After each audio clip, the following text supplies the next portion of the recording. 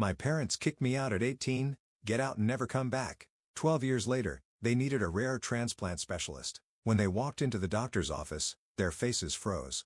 "Hello Mom, Dad, I'm your surgeon." I always knew I wanted to be a doctor. Even as a little girl, while other kids played with dolls and toy cars, I was fascinated by my father's medical textbooks. Dad was a general practitioner in our small Connecticut town, and Mom ran his office. They had big dreams for me, just not the ones I chose. "Sophia," my mother would say, smoothing her perfectly pressed skirt. "Medicine is changing. It's not what it used to be. You need something more reliable. I'm Dr. Sophia Chen now, one of the country's leading transplant surgeons. But back then, I was just their disappointing daughter who refused to follow their carefully laid plans." The problem started during my senior year of high school. I had been accepted to Johns Hopkins University's pre-med program, my dream school, with a partial scholarship. But my parents had other ideas. "Business school," Dad announced one evening over dinner. "Your cousin Marcus is making six figures right out of college in finance. That's the future." "But Dad, I want to be a doctor like you." He set down his fork, his face hardening. "Being a doctor isn't what it used to be, Sophia. Insurance companies, paperwork, lawsuits. I want better for you." What they really wanted was for me to join United Capital, the investment firm where my uncle was a partner. They had it all planned out. I would get my MBA, work my way up through the company, and eventually take over my uncle's position. "It's all arranged," Mom said, sliding a university brochure across the table. "Your uncle has already spoken to the admissions office at Wharton. With our connections, you're guaranteed a spot." I pushed the brochure away. "I don't want to work in finance. I want to save lives." "Save lives?" Mom scoffed. "Do you know how many doctors are drowning in student debt, working endless hours just to make ends meet? I don't care about the money." "Well, you should." Dad's fist hit the table, making the dishes rattle. "We didn't work this hard to watch you throw away your future on some idealistic dream." That night marked the beginning of a war in our house. Every dinner became a battlefield, every conversation a negotiation. They tried everything. Guilt trips, threats, even bribes. "Think about the family name," Mom would plead. "Think about your future children." But I couldn't give up my dream. Medicine wasn't just a career choice for me, it was a calling. I spent my evenings volunteering at the local hospital, shadowing doctors, learning everything I could.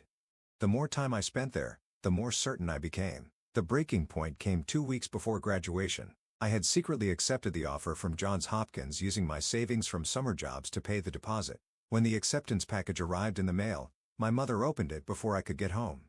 I walked into chaos. "How dare you?" Mom was standing in the living room, papers scattered around her feet. "Going behind our backs like this?" Dad sat in his armchair, his face a mask of disappointment. "We gave you everything, Sophia. The best schools, every opportunity. And this is how you repay us?" "It's my life," I said, my voice shaking but determined. "I want to be a doctor. I want to help people." "Help people?" Mom laughed bitterly. "You can't even help yourself make the right decision. Well, if you're so determined to ruin your life, you won't do it on our dime." Dad stood up slowly. "You have a choice, Sophia. Accept the place at Wharton that we've arranged or what? Or you're on your own, completely. No support, no money, no home." I looked at them. These people who had raised me, who had taught me to stand up for what I believed in, now trying to force me to abandon my dreams. Then I guess I'm on my home. The next few hours passed in a blur. I packed what I could into my old Honda Civic. Clothes, books, the stethoscope I'd bought with my own money. My parents watched from the doorway, probably thinking I'd break down and change my mind. But I didn't. "If you drive away now," Mom called out as I started the car, "don't bother coming back." Dad's voice followed me down the driveway. "You're making the biggest mistake of your life." I drove straight to Aunt Maria's house. She was my mother's younger sister, the black sheep of the family who had chosen to become a high school teacher instead of joining the family business. She took one look at my tear-stained face and opened her arms. That night, curled up on our couch, I told her everything. "They think they're protecting you," she said, stroking my hair, "but they're just scared. Scared of watching you struggle. Scared of seeing you choose a different path than the one they planned." "What if they're right?" I whispered. "What if I fail?" Aunt Maria smiled. "Then you'll fail doing something you love instead of succeeding at something that makes you miserable." She helped me plan everything: student loans, part-time jobs, scholarship applications. It wouldn't be easy, but it was possible. "You can stay with me until you leave for Baltimore," she said, "and during breaks too. This is your home now." The next few months were a crash course in independence. I worked 2 jobs over the summer, mornings at a coffee shop, evenings at the hospital gift shop. Every penny went into my college fund. My parents didn't call. Not when I graduated high school. Aunt Maria cheered loud enough for 3 people. Not when I packed up for college, not even on my birthday. But as I drove away from Connecticut toward Baltimore, toward my future, I felt lighter than I had in years. Sometimes being cut off is really being set free. I just didn't know then that 12 years later, they would need me more than I ever needed them. Medical school was everything I dreamed of and harder than I ever imagined. While most of my classmates had family support, both financial and emotional, I worked my way through every semester. Between classes, clinical rotations, and part-time jobs, sleep became a luxury I rarely enjoyed. My first year at Johns Hopkins, I lived in the smallest apartment I could find. Really just a converted garage with a hot plate and a shower that barely worked, but it was mine, earned with my own money. I still remember my first day in anatomy lab. Standing over the cadaver, I felt a mix of awe and determination. This was where I belonged. While other students flinched or turned green, I was fascinated. My lab partner, Michael, noticed. "You're different," he said during our lunch break. "Most people are just trying not to throw up on their first day." I shrugged. "This is why I'm here, to understand how to fix people." Michael became my first real friend in medical school. He came from old money. His family had a wing named after them at 3 different hospitals, but he never made me feel less for having to work my way through school. "You're crazy," he'd say, finding me studying in the library at 2 a.m. after my shift at the campus cafe. "Let me help. My trust fund is just sitting there," but I always refused. This was my journey, my struggle, and I would make it on my own. During my second year, I discovered my calling. Dr. Sarah Martinez, the head of transplant surgery, gave a guest lecture that changed my life. She showed us a video of a heart transplant she performed, the intricate dance of removing a failing organ and replacing it with one that could give someone a second chance at life. After class, I gathered my courage and approached her. "Dr. Martinez, I'd love to learn more about transplant surgery." She looked at me thoughtfully. "It's the hardest specialty to get into. Long hours, high stress, constant on call. Most students run the other way." "I'm not most students." Something in my voice must have convinced her. She offered me a research position in her lab. Unpaid, of course, but invaluable experience.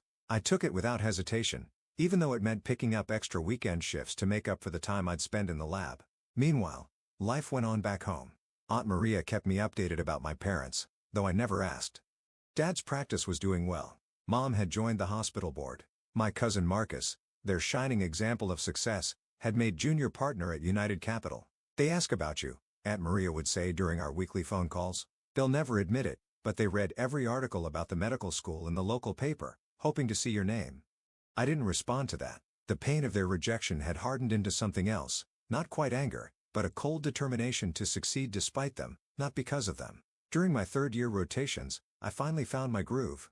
While other students dreaded the long hours and intense pressure, I thrived on it. Surgery became my home, the operating room, my sanctuary.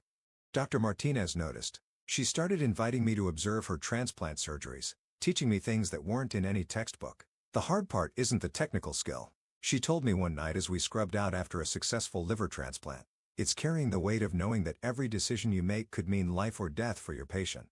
I graduated from medical school ranked second in my class. The ceremony was bittersweet. Aunt Maria cheered from the audience, but the 2 empty seats beside her felt like an accusation. My residency match was everything I'd hoped for. The transplant surgery program at Massachusetts General Hospital. 5 more years of brutal hours, endless study, and gradually increasing responsibility. I specialized in high-risk cases that other surgeons wouldn't touch. My research focused on improving success rates in complex multi-organ transplants. Slowly, my reputation grew. By my 4th year of residency, I was being called in to consult on the most difficult cases. Patients started requesting me specifically, even though I was still technically in training. The attending surgeons trusted me with increasingly complex procedures. Then came the case that would make my career. Emma Collins was 8 years old, suffering from a rare genetic condition that was causing multiple organ failure. She needed a combined heart-liver transplant, a procedure so complex that most hospitals wouldn't even attempt it. Her parents had been told to prepare for the worst, but I couldn't accept that. I spent weeks researching her case, developing a new surgical approach that might work. Dr. Anderson, the chief of surgery, listened to my proposal with growing interest. "It's never been done quite this way," he said, studying my diagrams. "But theoretically, it could work. Let me try." I pleaded. "She deserves a chance." He agreed, but with a condition. He would supervise, but I would lead the surgery. It would be my chance to prove myself, but also my greatest risk. If something went wrong, my career could be over before it really began. The surgery took 14 hours. 14 hours of intense concentration, split-second decisions, and the kind of precision that leaves no room for error. By hour 10, even Dr. Anderson was looking tired, but I felt more focused than ever. When we finally closed, when Emma's new heart was beating strongly and her new liver was functioning perfectly, Dr. Anderson looked at me with newfound respect. "I've been doing this for 30 years, he said as we scrubbed out. "I've never seen anything quite like that." Emma's case was written up in medical journals. I was invited to present at conferences, teach my technique to other surgeons. At 30, I became the youngest attending transplant surgeon in Mass General's history. My parents must have read about it. The medical community isn't that large, and success stories like Emma's make news, but they never reached out. I told myself it didn't matter. I had built my own life, my own success without them. I had proved them wrong about everything. Then on a routine Tuesday morning, my assistant handed me a new case file. "Priority transplant evaluation," she said. "Patient needs a specialized procedure." Very complex case. I opened the file and felt the world stop spinning. The patient's name was James Chen, my father. I stared at my father's medical file for what felt like hours. His condition was serious. End-stage liver disease complicated by a rare vascular disorder. He needed a specialized type of transplant that only a handful of surgeons in the country could perform. I was one of them. The irony wasn't lost on me. The career path they had so thoroughly rejected was now their only hope. According to the file, they had been referred to Mass General by their local hospital. They probably had no idea I worked here. "Dr. Chen." My assistant's voice snapped me back to reality. "The patient's initial consultation is scheduled for tomorrow at 9 a.m. Should I reassign the case?" I thought about it. I could easily pass this to another surgeon, avoid the confrontation altogether. But something in me, maybe pride, maybe that last stubborn thread of daughterly duty, made me shake my head. "No. Keep it on my schedule." That night, I barely slept. I reviewed his case over and over, though I had memorized every detail at first glance. The surgery he needed was one I had pioneered, a modified approach to liver transplantation for patients with complicated vascular issues. Without it, his chances of survival were less than 20%. At 8:55 the next morning, I stood outside my office, heart pounding. Through the window, I could see them sitting in the consultation room. My father, noticeably thinner than I remembered, and my mother, her hair now streaked with gray. I took a deep breath and opened the door. "Good morning. I'm Dr. Sophia Chen." The silence that followed was deafening. My mother's hand flew to her mouth. My father's face went pale, then flushed. For a moment, we all just stared at each other, 12 years of absence hanging between us like a physical thing. "Sophia?" My mother's voice was barely a whisper. "Hello, Mom." I kept my voice professional as I sat down behind my desk. "I've reviewed your case thoroughly, Dad. The situation is serious, but there are options we can discuss. Your yoga specialist they referred us to." My father sounded dazed. "Yes. I developed the surgical technique you need. Currently, I'm one of only 3 surgeons in the country qualified to perform it." My mother started crying silently. My father just stared at me, seeing for the first time the doctor I had become, the doctor they had tried to prevent me from being. I walked them through the procedure, explaining every detail with clinical detachment. Inside, my emotions were chaos, but outwardly, I maintained my professional composure. "The success rate for this procedure with me as primary surgeon is 94%. I concluded. "Without it, your prognosis is poor. The choice, of course, is yours." My father cleared his throat. You're really the best option I have?" "Yes. And as your doctor, I recommend proceeding with the surgery as soon as possible." "As your daughter," I paused, the word feeling strange on my tongue. "That's more complicated." "Sophia." My mother reached across the desk, trying to take my hand. I pulled back slightly. "We were wrong. So terribly wrong." "Yes, you were." I kept my voice steady. "You kicked me out for wanting exactly this, to be a doctor, to save lives. And now here we are." "We thought we were protecting you," my father said softly. "No. You thought you were controlling me. There's a difference." I stood up, gathering my papers. "I'll give you time to think about your options. If you decide to proceed with me as your surgeon, my office will handle all the arrangements. If you prefer to seek treatment elsewhere, I can refer you to the other qualified surgeons, though their waiting lists are significantly longer." As I reached the door, my father called out, "Sophia, wait." I turned back. "I'm sorry," he said, his voice breaking. "We're both so sorry." For a moment, I saw him not as my patient or as the father who had rejected me, but as a man facing his own mortality while confronting the magnitude of his mistakes. "I know," I replied softly, "but right now, that's not what matters. What matters is saving your life. We can deal with everything else after." The surgery was scheduled for 2 weeks later. During that time, my parents tried several times to have personal conversations with me, but I maintained professional boundaries. I couldn't be both their daughter and their doctor, not yet. The morning of the surgery, my father looked scared for the first time I could remember. Sophia. He caught my hand as they were preparing to take him to the operating room. If something goes wrong, nothing will go wrong, I said firmly. I'm the best at what I do. And I don't fail. The surgery took 11 hours. Every cut, every suture was perfect. I wouldn't accept anything less. When I finally walked out to the waiting room, my mother practically collapsed with relief at my smile. The surgery was successful. I told her, he's stable, and the new liver is functioning well. She hugged me then, and for the first time in 12 years, I let her. During my father's recovery, we slowly began to rebuild our relationship. It wasn't easy. 12 years of hurt doesn't disappear overnight. But as he healed physically, we started to heal emotionally too. I watch you with your other patients, he said one day during his recovery. You were born for this. We were such fools to try to stop you. 6 months after the surgery, I invited them to my office again. Not as patients this time, but as parents. I showed them my awards, my published research, the thank you letters from patients I'd saved. You did all this despite us, my mother said, tears in her eyes. No. I corrected her. I did it because of me. Because it's who I was meant to be. Looking back now, I realize that sometimes the hardest person to operate on is yourself. Cutting away the anger, transplanting forgiveness in its place. My parents and I will never have the relationship we might have had if they had supported me from the beginning. But we have something different now. Something built on respect, understanding, and the recognition that sometimes the best thing parents can do is let their children find their own path. I still keep my father's patient file in my desk drawer, not as a reminder of their rejection, but as proof that life has a way of bringing things full circle. They kicked me out for wanting to be a doctor, and being a doctor gave me the power to save my father's life. Sometimes the best revenge isn't proving someone wrong. It's proving yourself right.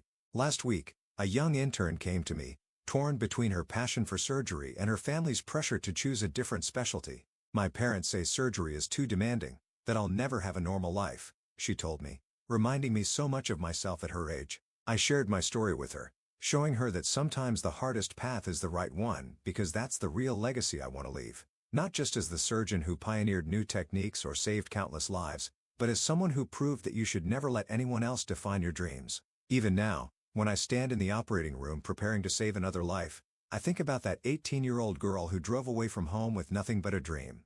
She was right all along. Sometimes being cut off is the first incision in becoming who you're meant to be.